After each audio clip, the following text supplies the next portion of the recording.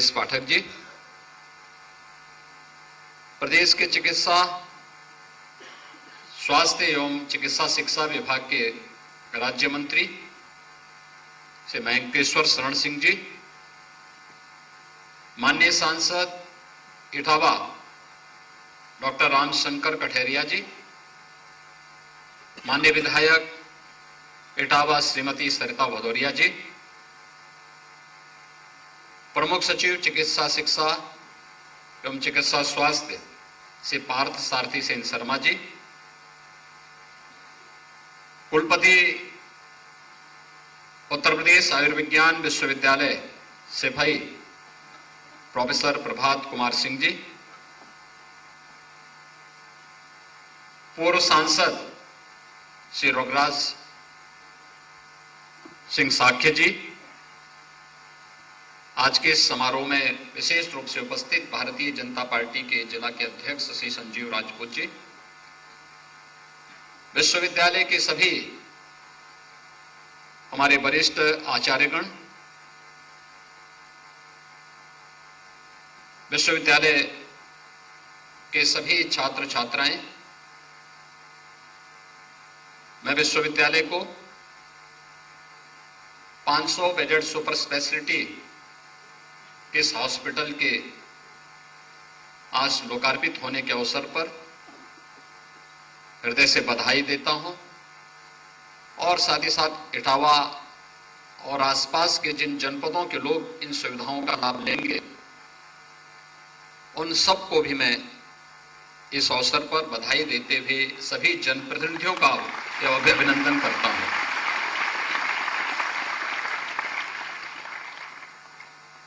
एक हॉस्पिटल या एक संस्थान कैसे ग्रामीण क्षेत्र की व्यवस्था को भी आमूलचूल परिवर्तन करने में योगदान दे सकता है,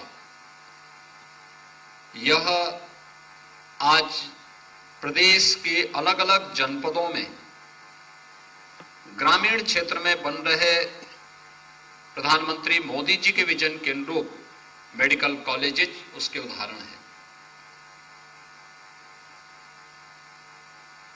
आपने देखा होगा कि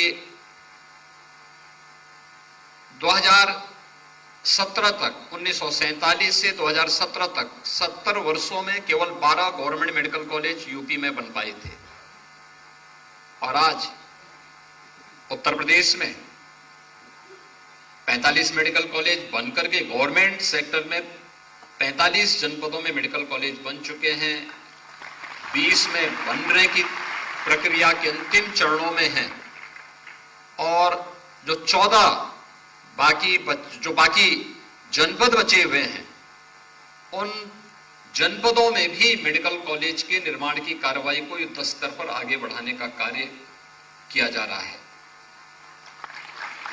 मैं प्रधानमंत्री मोदी जी को देश के अंदर स्वास्थ्य सेवा के क्षेत्र में जिसको उन्होंने प्रायोरिटी सेक्टर के रूप में लिया, इसके लिए हृदय से आभार व्यक्त करता हूं। इस देश के अंदर या देश आजादी के बाद 1947 से लेकर के 98-99 तक केवल एक एम्स के भरोसे चल रहा था। स्वर्गीय अटल बिहारी वाजपेयी जी ने देश के अंदर 6 नए एम्स दिए, इनकी संख्या कुल 7 हो पाई थी, लेकिन मोदी जी ने अपने समय में एम्स की संख्या को बढ़ा करके आज 22 कर दी है। 22 नए एम्स आज देश के अंदर अलग अलग क्षेत्रों में हैं और मैं स्वर्गीय मुलायम सिंह जी को इस बात के लिए हृदय से श्रद्धांजलि दूंगा कि उन्होंने अपने गांव में इस आयुर्विज्ञान संस्थान को स्थापित किया। वास्तव में आप मुझे बताइए, अगर यह विश्वविद्यालय चिकित्सा विश्वविद्यालय यहां नहीं बनता तो क्या पूरा लघु भारत के दर्शन यहां पे हो पाते? अभी मैं देख रहा था, नियुक्ति पत्र वितरण कर रहा था, कोई जम्मू कश्मीर से है, कोई उड़ीसा से है, कोई इटावा से है, कोई उन्नाव से है, कोई सीतापुर से है, कोई लखनऊ से है और आप में भी जितने छात्र छात्राएं हैं पहले लोग सफाई और इटावा के नाम से ही डरते थे।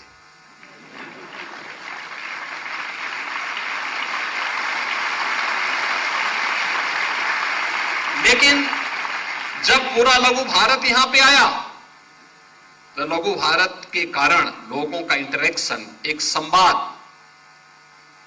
बहुत बार इस संवादहीनता के कारण ही संघर्ष होता है, गलतफहमी होती है, क्योंकि कुछ लोगों की आदत ही होती है कानाफूसी करने की। वे करते कुछ नहीं है, वे केवल कानाफूसी से ही अपना पूरा जीवन काट लेते हैं, और अपना जीवन तो काटते हैं, दूसरे के जीवन में भी ब्रेकर बनते हैं।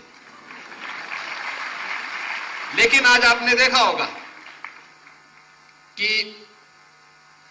पूरे देश से छात्र भी मेडिकल की पढ़ाई करने के लिए, और साथ ही साथ यहां पर कार्मिक भी, मेडिकल की फैकल्टी भी है, स्टूडेंट भी हैं, यहां के कार्मिक भी हैं, वो अलग अलग क्षेत्रों से आकर के यहां पे अपनी सेवाएं भी दे रहे हैं, और नजदीक से समझने जानने का अवसर मिल रहा है। स्थानीय लोगों के लिए रोजगार की सृजन की भी संभावनाएं इससे बढ़ती हैं, और सचमुच एक अच्छी सोच है। इस अवसर पर आयुर्विज्ञान संस्थान तेजी के साथ अपना कार्य आगे बढ़ा रहा है। वास्तव में आज की आवश्यकता है,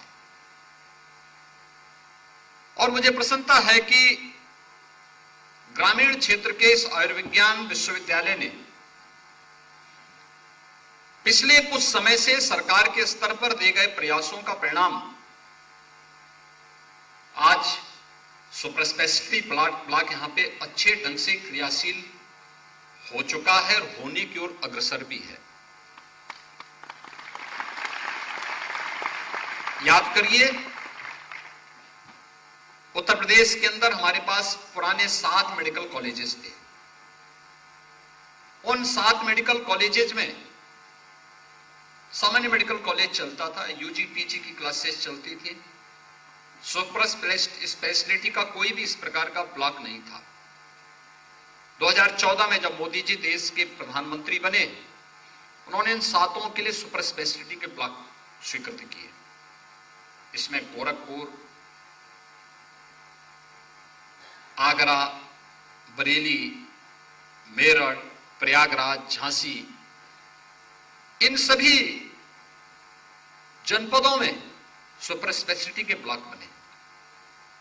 आज वे सफलतापूर्वक कार्य कर रहे हैं। हम देखते हैं कि पेशेंट को वहीं पे लोकल स्तर पर ही वे सुविधाएं प्राप्त होती हैं, स्वास्थ्य की बेहतरीन सुविधाएं प्राप्त होती हैं, कार्डियो का हो, न्यूरो का हो, नेफ्रो का हो,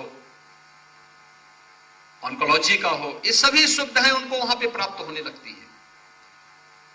तो एक जगह भीड़ होने से बचती है। देश के अंदर अलग अलग कोने में एम्स की स्थापना के पीछे भी प्रधानमंत्री मोदी जी की यही मंशा है कि ये देश के अंदर स्थानीय स्तर पर लोगों को सुविधा प्राप्त हो, और साथ ही साथ उसको फैसिलिटेट करने का काम भी पहली बार हो पाया। आपने देखा होगा कि अब पिक एंड चूज नहीं होता है, ये मेरा है, ये पराया है, ये भी नहीं होता है। एक सभ्य समाज में मेरा और तेरा का भाव यह उसको कलंकित करता है, अपमानित करता है। एक सभ्य समाज का सबसे बड़ा विकास का रोड़ा है ये। सबके लिए काम होना चाहिए, और मोदी जी ने आने के पहले ही नारा दे दिया था, सबका साथ और सबका विकास। और स्वास्थ्य के क्षेत्र में आयुष्मान भारत की योजना भी उसका एक उदाहरण है। 5 लाख रुपए प्रतिवर्ष देश के अंदर 50 करोड़ से अधिक लोगों को इस सुविधा का लाभ देने की कार्रवाई। उत्तर प्रदेश के अंदर 10 करोड़ से अधिक लोगों के ये आयुष्मान के कार्ड बनने हैं, और उसमें से 5 करोड़ लोगों ने अब तक अपने कार्ड बना लिए हैं। शेष को बनाने की प्रक्रिया के साथ तेजी के साथ जोड़ा जा रहा है। यानी ये चीजें दिखती हैं और लोग कितने तेजी के साथ उसका लाभ ले रहे हैं। मैं तो देख रहा था कि अगर सफाई के इस ग्रामीण आयुर्विज्ञान विश्वविद्यालय ने 6 करोड़ से अधिक आयुष्मान भारत में लाभ दिया है लोगों को। तो शहरी क्षेत्र में और अन्य क्षेत्रों में तो बहुत ज्यादा इसका लाभ लोगों को प्राप्त हुआ है, बहुत ज्यादा लाभ प्राप्त हुआ है। ग्रामीण क्षेत्र में थोड़ा लोगों को रहता है कि मैं पैसा बचा के रखूंगा तो ये बाद में काम आएगा। उसको मालूम नहीं कि हर बार ये पैसा 5-5 लाख रुपए की सुविधा उसको हर साल मिलनी है, उसमें कोई समस्या नहीं। अगर 5 लाख खर्च हो जाता है वे फिर से आवेदन करें, मुख्यमंत्री राहत कोष से हम पैसा उनको दिला देंगे, कहीं कोई समस्या नहीं है। उपचार के लिए पैसे की कमी नहीं है। आज 108 और 102 के रिस्पांस टाइम को स्वास्थ्य विभाग ने कम कर दिया। जो पहले आधा घंटा 45 मिनट लगता था और पेशेंट के लिए जो गोल्डन आवर होता था वो चूक जाता था। समय पे कार्डियक वैन नहीं थी। मुझे याद है भारत सरकार 2014 में कार्डियक वैन उपलब्ध कराना चाहती थी हर जनपद को, हर राज्य को। उत्तर प्रदेश ने नहीं लिया उन्होंने। हम लोग 17 में आए तो मुझे जानकारी मिली कि भारत सरकार प्रदेश को 150 कार्डियक वैन उपलब्ध कराना चाहती है, एडवांस लाइफ सपोर्ट एम्बुलेंसेस उपलब्ध कराना चाहती है। मैंने अपने स्वास्थ्य मंत्री से कहा, मैंने कहा ये काम करो, तुरंत प्रस्ताव लेके जाओ। और 150 एक महीने के अंदर 150 हमें एडवांस लाइफ सपोर्ट एम्बुलेंसेस मिली। हर जनपद को हमने 2-2 दे दी। फिर हमने और आवेदन किया, फिर 100 और मिल गई। आज आप देखते होंगे हर जनपद में जो एडवांस लाइफ सपोर्ट एम्बुलेंसेस 4-5 हर जनपद में मौजूद है। आप सोचिए, आप तो डॉक्टर हैं, आप इसकी कीमत को, इसके मायने को समझ सकते हैं कि कोई एक्सीडेंट हुआ है या कार्डियक अरेस्ट किसी को हुआ है, उसका पहले घंटे की कीमत क्या होती है, गोल्डन आवर के लिए कितना महत्वपूर्ण होता है। और उस समय आज मुझे प्रसन्नता है, जिस राज्य में केवल 4-5-6 ही इस प्रकार की कार्डियक वैन थी, आज उस राज्य में हर जनपद में 75 के 75 जनपदों में यह सुविधा उपलब्ध है और लोग उसका लाभ ले रहे हैं। मैंने जब पहले वर्ष ही इसके आंकड़े देखे, मैंने कहा क्या लाभ इससे हुआ है। हजारों लोगों की जान को बचाने में इससे मदद मिली थी, हजारों लोगों की जान को बचाने में। 108 और 102 के रिस्पांस टाइम को कम किया गया। पता लगा 45 मिनट के बाद आ रहा है, आधे घंटे के बाद आ रही, उसको कम करके 9 से 10 मिनट के अंदर करने का प्रयास हुआ है कि इतनी देर के अंदर। और फिर राज्य मुख्यालय से ही उसकी मॉनिटरिंग होती है, एक जगह में बैठ करके ही पता लग जाएगा कौन सी एम्बुलेंस कहां पर है। ऐसा नहीं कि वो इटावा से उसे सेफई में आना है और वो पता लगा कानपुर की तरफ भाग रहा है। मॉनिटर हो जाएगा, एक जगह से बैठ करके आप मॉनिटर कर सकते हैं, वहीं से उसको मैसेज भेज सकते हैं कि आप गलत दिशा में जा रहे हैं। पता लगा एम्बुलेंस हॉस्पिटल के बहाने हॉस्पिटल न जाकर के कोई और ही काम में व्यस्त है। तो उन कार्यों से भी उसको मुक्त करने के लिए टेक्नोलॉजी का उपयोग किया गया और आज उसके बेहतर परिणाम सामने आए हैं। हर जिले में डायलिसिस की सुविधा 75 के 75 जनपदों में आज उत्तर प्रदेश वासियों के लिए फ्री में डायलिसिस की सुविधा उपलब्ध करवाने का कार्य भी आज स्वास्थ्य विभाग के स्तर पर प्रारंभ हुआ है। यानी इतनी सुविधा कॉमन मैन को कभी नहीं मिली है। और इसका सर्वाधिक लाभ पेशेंट को तो होता ही है, लेकिन आप सबको भी इसका लाभ होता है, क्योंकि आपको एक डॉक्टर को, जैसे एक पिता को इस बात पर खुशी होती है उसका पुत्र सफलता की नई मंजिल चढ़ रहा है, एक गुरु को इस बात पे सब अच्छी खुशी होती है, उसको आत्मिक संतुष्ट होता है कि उसका शिष्य अच्छी दिशा में आगे बढ़ रहा है, वैसे एक डॉक्टर इस बात से संतुष्ट होता है कि उसने जिस पेशेंट का उपचार प्रारंभ किया है उसके रिजल्ट बेहतर आए हैं, अच्छी दिशा में स्वास्थ्य का लाभ प्राप्त कर रहा है। तो सरकार के द्वारा जो फैसिलिटेट किया जा रहा है, जो सुविधाएं उपलब्ध करवाई जा रही है, इसका सर्वाधिक लाभ पेशेंट के साथ साथ आपको भी प्राप्त हो रहा है। यह ग्रामीण क्षेत्र का एक आयुर्विज्ञान संस्थान है जिसको उत्तर प्रदेश सरकार ने स्थापित किया है। उत्तर प्रदेश सरकार कोई भेद नहीं करती।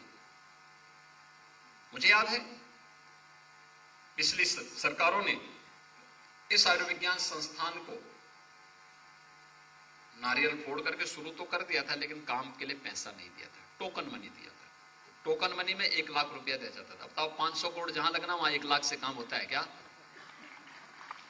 तो ऐसे ही होता। फिर तो हम भी बोलते हुए डॉक्टर से सबसे कहते हुए काम करते हैं कि आपको टोकन मनी वेतन के रूप में देते हैं, आप जो है बाद में कभी ले लेना, जब हम नहीं रहेंगे तब बाद में ले लेना। क्या ऐसे काम चलेगा? लेकिन हम लोग आए। मैं पिछली बार यहाँ पे कोरोना कालखंड में आया था। मैं देख रहा था यहाँ पे हमारे जनप्रतिनिधिगण थे, सांसद विधायक दोनों लोग यहाँ मौजूद थे। इन लोगों ने कहा कि साहब यहाँ पे जो है सुपर स्पेशलिटी का ब्लॉक बनना चाहिए। मैंने यहाँ का विजिट किया था। यहाँ पे कोरोना कालखंड में पेशेंट को अच्छी सुविधा उपलब्ध करवाने का कार्य युद्ध स्तर पर यहाँ के चिकित्सक कर रहे थे, यहाँ के फैकल्टी मेंबर्स और यहाँ के स्टूडेंट कर रहे थे। मैं लखनऊ गया, बैठक लेकर के हमने कहा भी तत्काल पैसा उपलब्ध कराओ, और मुझे प्रसन्नता है एक समय सीमा के अंदर आज बन करके तैयार हो गया है। 500 करोड़ रुपए एक सुपर स्पेशलिटी के पूरे ब्लॉक को बनने में खड़ा हुआ है, लगा है। इस सरकार इस सुविधा को उपलब्ध करवा सकती है, सरकार फैसिलिटेट कर सकती है, सरकार सुविधा उपलब्ध करा सकती है, संस्थान बनाने में योगदान दे सकती है, आधुनिक सुविधाएं दे सकती है। लेकिन इससे भी महत्वपूर्ण मायने रखता है स्वास्थ्य क्षेत्र में वह आपका व्यवहार, एक पेशेंट का मरीज के प्रति व्यवहार। याद रखना, कोई मरीज वह ऐसे वातावरण से आपके पास आता है जहां पे किसी को भी बीमारी के बारे में जानकारी नहीं होती, एक आशंका होती है, व्यक्ति सशंकित रहता है, पता नहीं क्या है, कैसे है। जैसे आप लोग हैं इतनी बड़ी संख्या में, मैं देख रहा था जो यहां पे नियुक्ति पत्र प्राप्त कर रहे थे कार्मिक, उनके चेहरे पे कोई शिकन नहीं थी, कोई भय नहीं था, इटावा का भय नहीं था, आज सिपाही का भी भय नहीं था। तो एक समय मुझे याद है 1996-97 की घटना है। मैं जयपुर से आगरा आना था, मुझे रात्रि हो गई मुझे आगरा में, तो मुझे रात्रि में पुलिस ने कहा कि आप रात्रि में यहां से कानपुर मत जाइए। मैं आपको सही बता रहा हूं, मुझे बोला गया कि आप कानपुर होते मत, बीच में जो रास्ता है कोई घटना घटित हो सकती है। अरे हमने कहा कौन घटना घटित होनी है, और मेरे साथ तो 2-4 साधु ही लोग थे। मैंने कहा मेरे साथ कौन घटना होनी है? कहा नहीं साहब रात्रि को मत जाइए, आप एक काम करना, जब सुबह आराम से जाइए, रात्रि को आप यहीं रुकिए। तो मुझे रात्रि को वहां रुकना पड़ा था, आगरा में रुकना पड़ा था। और आज आप देख रहे होंगे कि आगरा के सांसद यहां के सांसद हैं।